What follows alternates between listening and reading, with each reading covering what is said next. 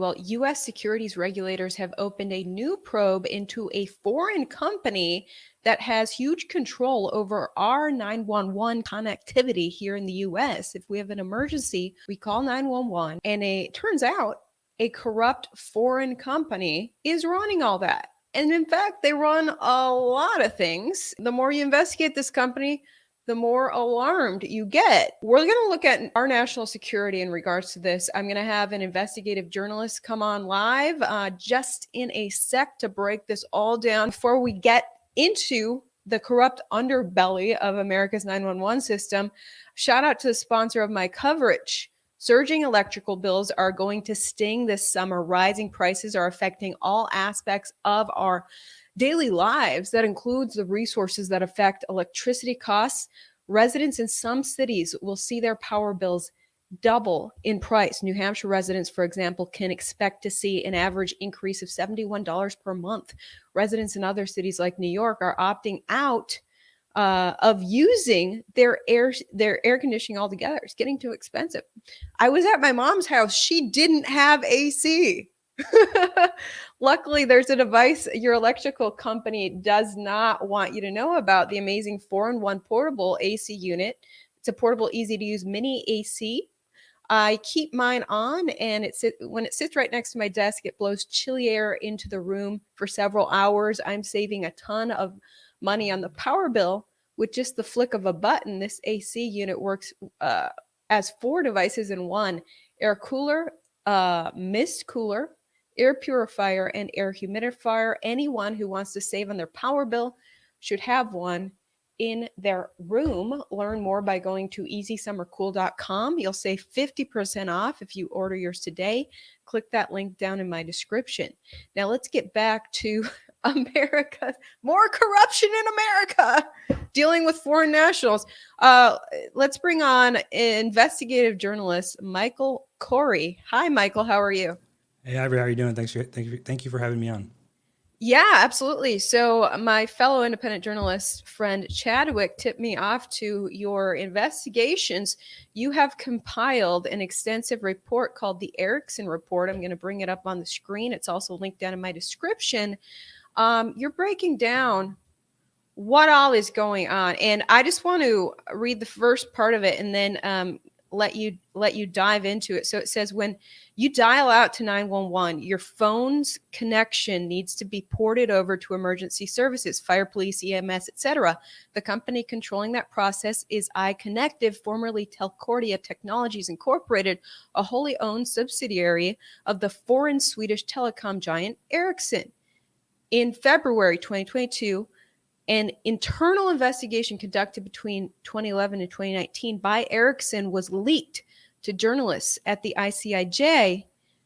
February 27th of 2022, the ICIJ published their investigation titled The Ericsson List, and it really shows a lot of concerning corruption from a company that has a whole lot of power and intel on global citizens, especially Americans. So break it down from there, because you've dug way into this. Yeah, absolutely. So Ericsson, believe it or not, obviously, it's been a company, in Sweden. It's been around for almost 160 plus years.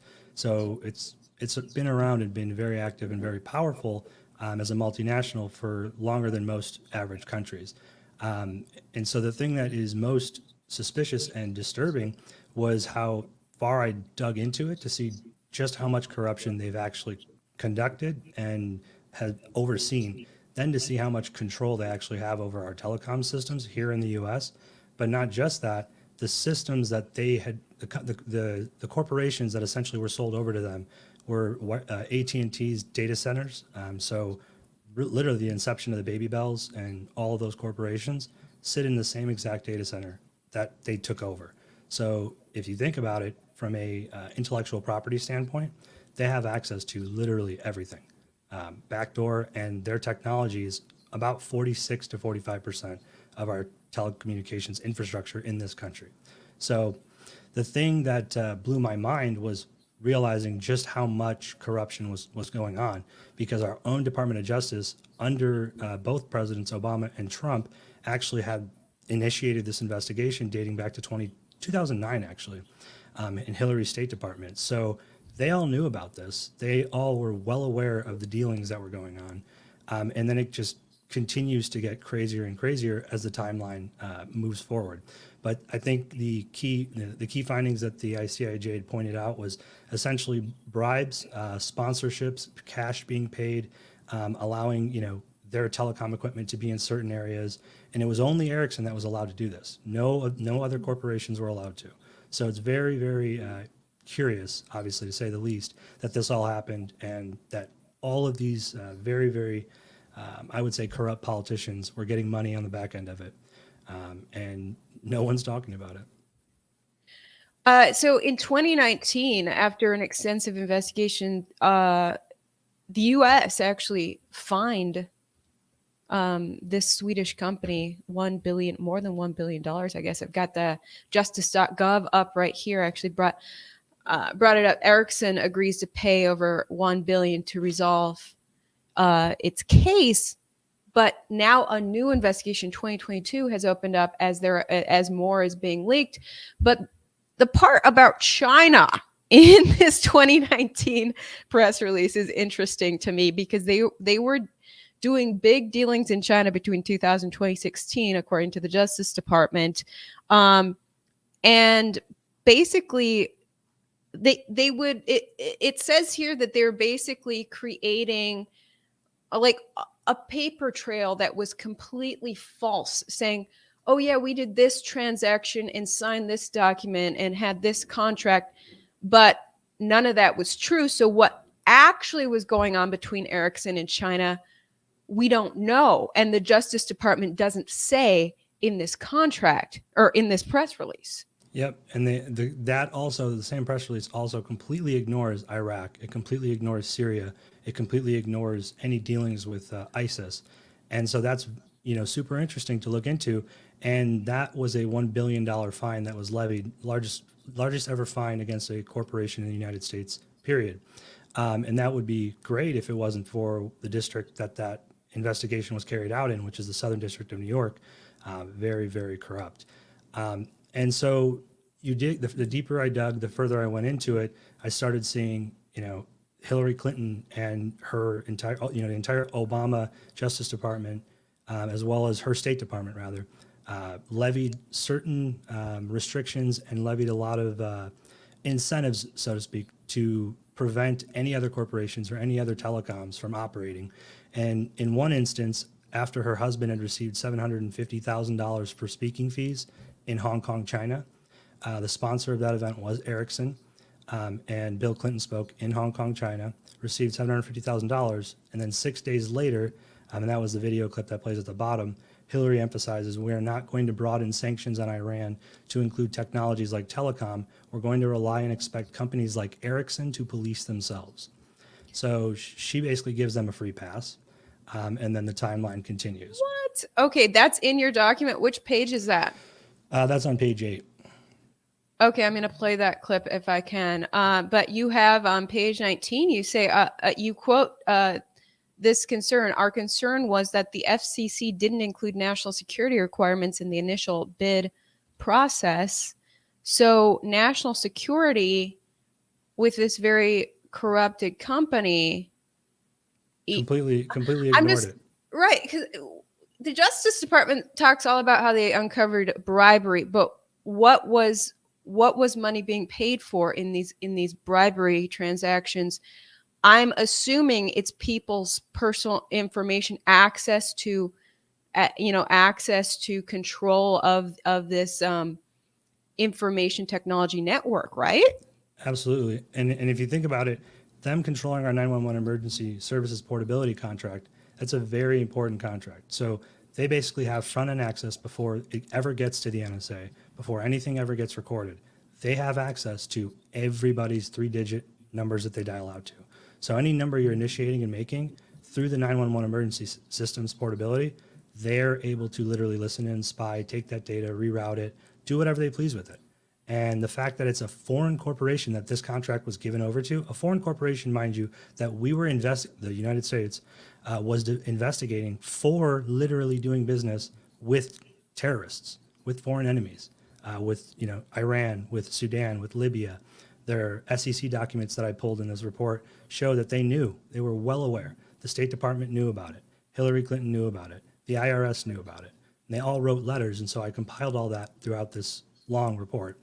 But it just goes to show you, like, it's not just Republicans, or it's not just Democrats, rather, it's Republicans as well. Because John McCain, while he was doing a lot of his CIA business, moving of weapons throughout the Middle East and all those overthrows that happened in the Arab Spring, Sudan, Libya, obviously what happened under Bush, all of that happened through telecoms and internet services. So you control the airwaves, you control the internet, you control the people. Wow. Okay, I brought up this video. I think this is the video you're talking about, is it? Yep. Okay, so this is in the Ericsson report, which is linked down in the description. You will never contribute to an organization that will give you a higher probability of having your good intentions turn into real positive changes in other people's lives. That will give you a better chance than what you've done here tonight. His single biggest speech payday came from the Swedish telecom company Ericsson. And it's a very, very unusual and troubling story. Now, Ericsson is a Swedish telecom company that in 2009 and 2010 was in trouble with Hillary Clinton's State Department because Ericsson was selling a lot of telecom equipment to Iran, to Belarus, and to other oppressive governments, about which the State Department was concerned. Ericsson risked being put on a list by the federal government in the United States for trading with an enemy state. There was actually an effort being put forward in Washington to broaden Iranian sanctions to include the very technologies that Ericsson was selling to the Iranian government. So it's against this background that Ericsson decided now might be a good time to hire Bill Clinton to give a speech. They had never paid for a speech by him before, and they decided to go in big, $750,000 for a single speech. 7 days after he gave that speech, Hillary's State Department came out with a statement which said, "We are not going to broaden sanctions on Iran to include technologies like telecom. We're going to rely and expect companies like Ericsson to police themselves." It was a massive win for Ericsson.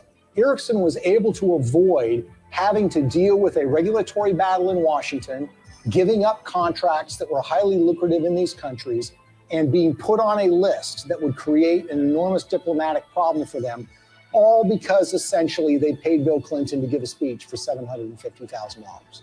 Will you continue to give speeches? Oh, yeah. I got to pay our bills. Oh my goodness. Pretty brazen. That is. That's insane.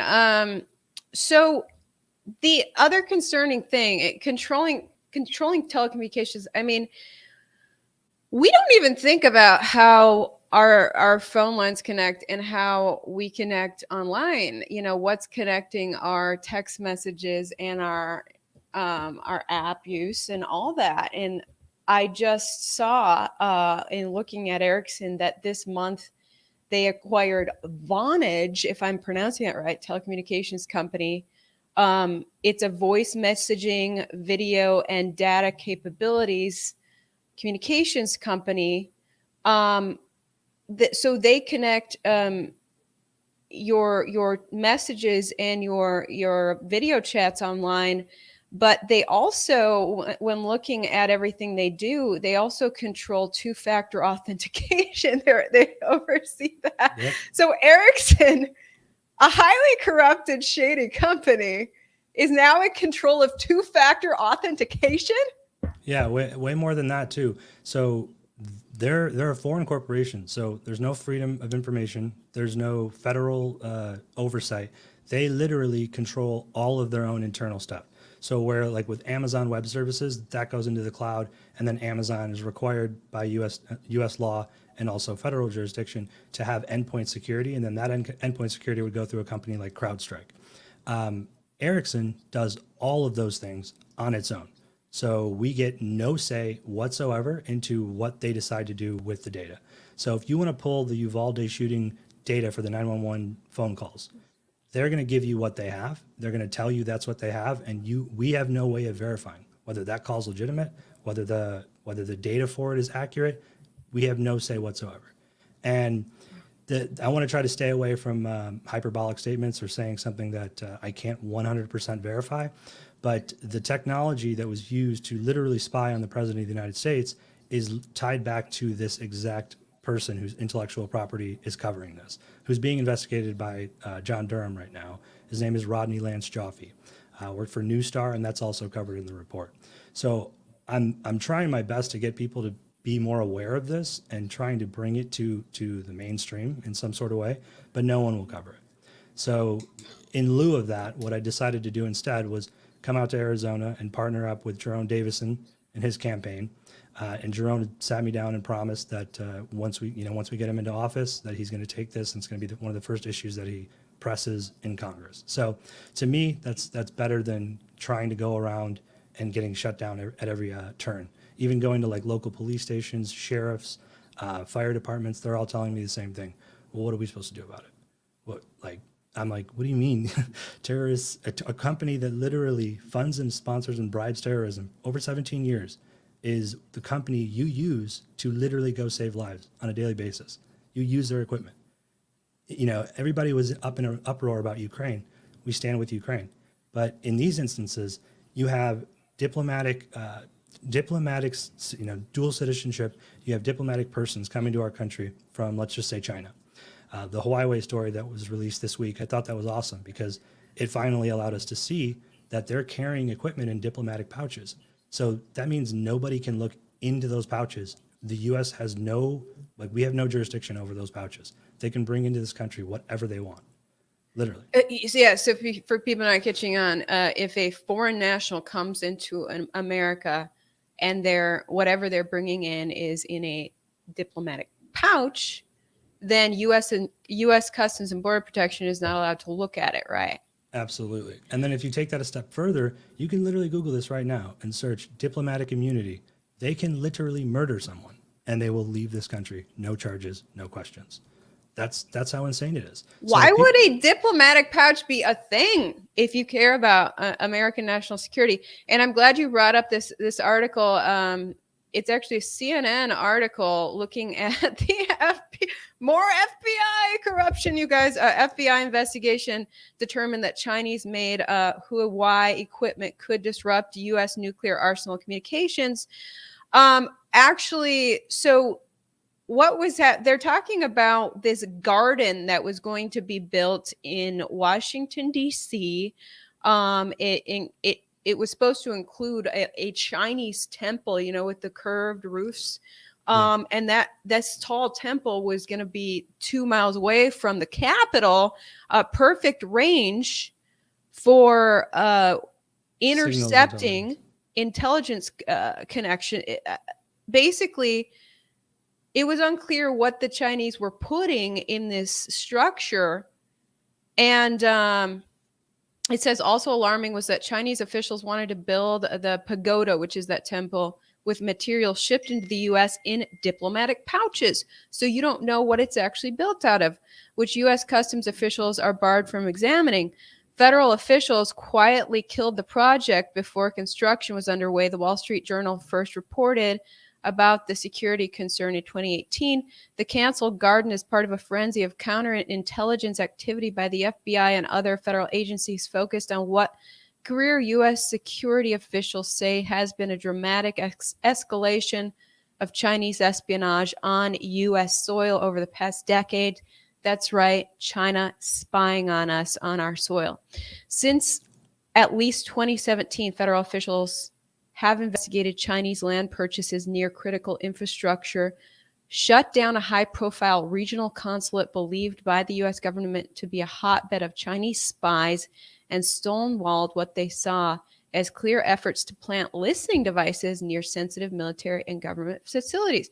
So when you bring up this article, and then you look at what the DOJ admitted as Ericsson was doing with China, for more than a decade, this bribery, but we don't know what all was being paid to whom for what in this bribery. But they're a telecom giant and China likes to spy. So I'm just trying to connect the dots on my own here. So basically, the way that the way the mainstream seems to be wanting to paint it is that, Huawei is this terrible company. Yeah, Donald Trump was right on this one. But Donald Trump also mentioned something about Ericsson way back when. Didn't say anything once he got into office, which I think is a little strange. But I feel like they're trying to distract away from Ericsson, because Ericsson is where the actual technology, the intellectual property initiates, and that's where it's tying back to. So this intellectual property and this character, Rodney Lance Joffe, who John Durham Sr. is currently prosecuting or about to prosecute for fraud, that would render his intellectual property literally null and void. So as if it didn't exist at all, which is a scary thing, because his intellectual property ties back to the literal inception of the internet. So ARPANET all the way back in the 80s, and a person named John Postel. So they create the DNS infrastructure and basically the makeup of the internet. So if they control that, then they're able to use that and sell it for royalties. And basically they have the keys to the kingdom. And by the kingdom, I mean literally everything. They can backdoor into whatever they want. So if you noticed in that Sussman trial, Michael Sussman was doing everything in his power to not allow them to go after Rodney Joffe. And there's a reason for that. I don't want to get too technical or into the in-depth stuff that's kind of a little more complex, but the end-all be-all is that this intellectual property tied to this individual is a means by sending restricted channels over DNS, and literally that's what they use to spy on Donald Trump.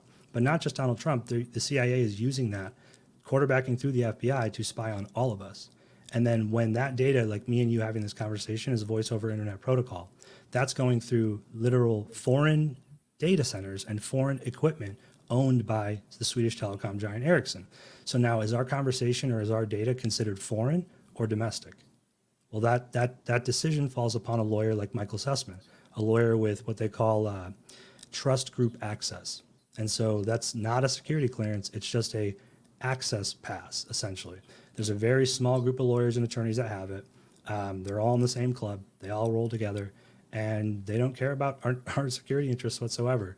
And so the thing that's crazy is this contract I'm mentioning, the numbers portability contract for 911 emergency services, was negotiated on behalf of the United States for the FCC by Michael Sussman and Newstar and Rodney Joffe. And no one's talking about that. Everyone is just talking about the fact that Sussman lied and he was acquitted, whatever.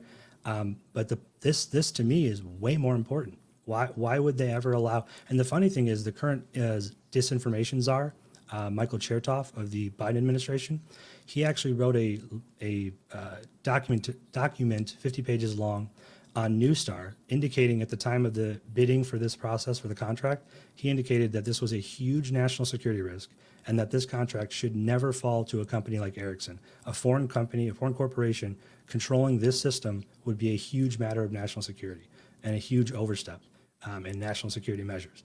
He said that, and he put that report out, and now he's a disinformation czar. So he can't even dispute any of what I'm putting in this report. So how much of a monopoly does Ericsson have?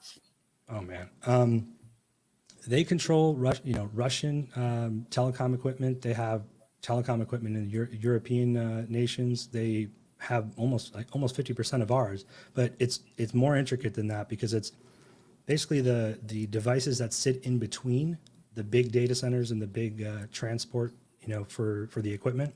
They have devices that can track and trace and take all of that data and beam it up to their satellites. So they literally can listen in on everything all the time.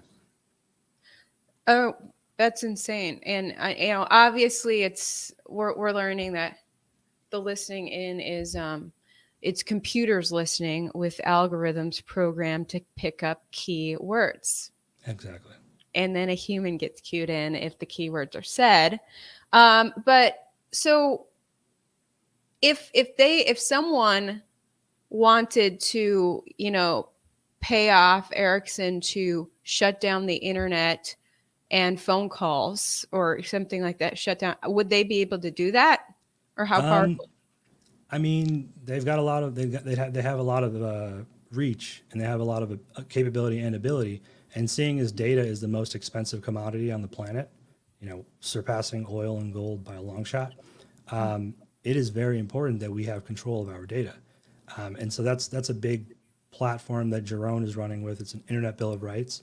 And so that's another big reason that I connected with Jerome, because a lot of what needs to happen, we have to be able to tell these big tech companies the energy that we're putting in, like you and I having this conversation, there's energy that's going into this conversation, whether it's you typing digits on your phone or whether it's us talking like we are right now, right? There's energy being, output of energy, and then they're taking that data. So what we're trying to say, what Jerome is implementing is an Internet Bill of Rights that will force the tech companies to pay you a royalty, pay you a fee for your data. And then if you decide to cut it off completely. So if you say, I don't want you to have my data, boom, then they can't access it. The other option is to have them pay you for it. But to have them continue taking our data unsolicited, selling it to different corporations and companies, using it to literally track and trace and predict everything we're going to do, sell you things, everything under the sun. Allowing that to just continue while they make millions, trillions, and billions of dollars off of it is pretty ridiculous. Wow. And yeah, one of the things that was uncovered this year was more of just how much they actually collabed with terrorists in ISIS controlled Iraq and Syria. And that's crazy, because if they're willing to do that, then what else are they willing to do? Right. So Jerome Davison, right? Jerome Davison.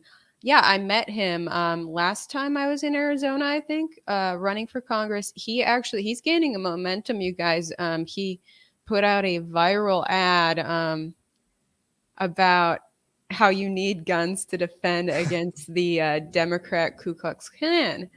As he's a black person. So pro gun, but it's really interesting what he's getting into with the Internet Bill of Rights. Because that's, the internet is kind of like a Wild West frontier in some ways.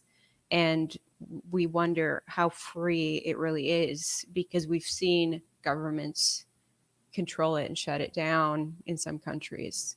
100%. And then the other thing too is we're brazenly being harassed by people within the Federal Bureau of Investigations, here at the campaign house, here at Drone campaign headquarters. We've just it's nonstop. And the other part that's really strange is just today, Fox put something out, an article indicating, Tanya, all his opponents, they called and they got them all on board. It was like a 4 or 5 minute clip, but they excluded Jerome. And the only time they ever mention Jerome or talk about him is to say that he's just the fourth candidate running, he's black, and that he, just did a stunt by creating an advertisement, that went viral and was more noticed than any of the other candidates. But the point that was disturbing was they said they reached out to us and they never did. So we had an interview set up with Laura Ingraham, and she canceled for no reason. And we have he's got one with Sky News today. But it's just interesting to see, like, as soon as we come together, we're exposing Ericsson and this multi-billion-dollar corporation that's spying not only on the president of the United States, because that's the technology they use to do that, but they're also potentially spying on everybody around the world. Like literally everywhere they have 5G towers, they can use those frequencies and frequency gates to get you to do things you wouldn't normally do, nudge you to make a decision you wouldn't normally make. They can do a lot of crazy things with these frequencies. So, wait, is this in reference to what I covered on Tuesday about absolutely. how these RF frequencies impact your brain? Yep. And so they can take those same frequencies through lasers and ping them off of your cellular device, and then use that as an antenna to literally directly mess with your brain and mess with your thoughts. And so oh my goodness. People say, "Oh, that sounds so insane." It's like, it's not that insane when you see a commercial and someone who's shouldn't be eating unhealthy sees like a burger pop up on the screen, right? Now they want to go get that burger. It's like that's a nudge. That's it seems silly to say it like that, but in all reality, that's what it is. You do more and more of that, the more predictable you become, the more digital your identification is, the more they can literally control everything you do. Wow. That's pretty scary. I'm looking at the comment section. Yes, guys, they're debating about whether we're live because this live stream has been postponed forever. Yes, we are live, you guys. Viewers are concerned you're going to get suicided because you're too aware of what's really going on. Stay safe. We're kicking the hornet's nest. and we've done it more on more than one occasion. But yeah, this is not a very safe thing to do, and I do find it curious as to why no one in the mainstream will cover it. Like, you tell them the story, they freak out, but then when we talk to their producers or their team, they're like, "Yeah, we have to get this checked by our lawyers. We're not sure if this is something we would want to talk about." So It's really sketchy that Fox is canceling on Jerome. Fox is like so stealthily compromised. Yep. They just seem just enough like they're for the people, but there's certain things that could really help the people, certain information that could help the people a little too much, and so Fox shuts that down. It's crazy. I mean, because Laura loved it. She loved the ad. She loved him. She loved everything about him. And then it was like 2 hours before we were supposed to go on, they were like, "Yep, sorry, we have to cancel, not reschedule, cancel." So we said, "All right, whatever." But we're going to push back, and it just, at some point you have to say enough's enough. And if people don't care about their 911 emergency services portability contract being handled by a foreign corporation who's literally funding terrorists and ISIS, sponsoring terrorism, but yet half the country wants to say they stand with the Ukraine, but yet no one wants to stand up against terrorism. Like, the whole reason this system got into place was 9/11. So just really strange. So if a major emergency happened, with a compromised 911 portability, I'm assuming if malicious actors could actually cut off our ability to connect with help. Absolutely. Yeah. They have lists that they can add your number to, blocking it off in subsections based off GPS. They can do all of that. They can reroute your number. They can have your number make it seem like you're calling out to a 911 center, but you'll hear a click in between. It'll send you to a completely different one. Not an actual 911 center. It's people playing as 911. And so when people talk about false flags, it's like, here you go, right here. And this is just honestly, I would say like 5%. There's still like 95% more to go, but it's so technical that putting it in a form or fashion in a report that people will comprehend and understand is pretty difficult. But one thing I can say is, and one thing I have said in a few other interviews, is the technology and the money that flows from it. We have people in China and we have people in Sweden. Free People in Sweden movement have been communicating with us and indicating that a lot of the backdoor deals, a lot of the offshore spending connects back to Huawei and Ericsson, and so that their IP is literally the same. So Wow. It's interesting that the FBI wants to put the sole focus on Huawei, and yet the Ericsson thing is, we're just probing them. The SEC's opening a new investigation when the last one went so terribly. Wow.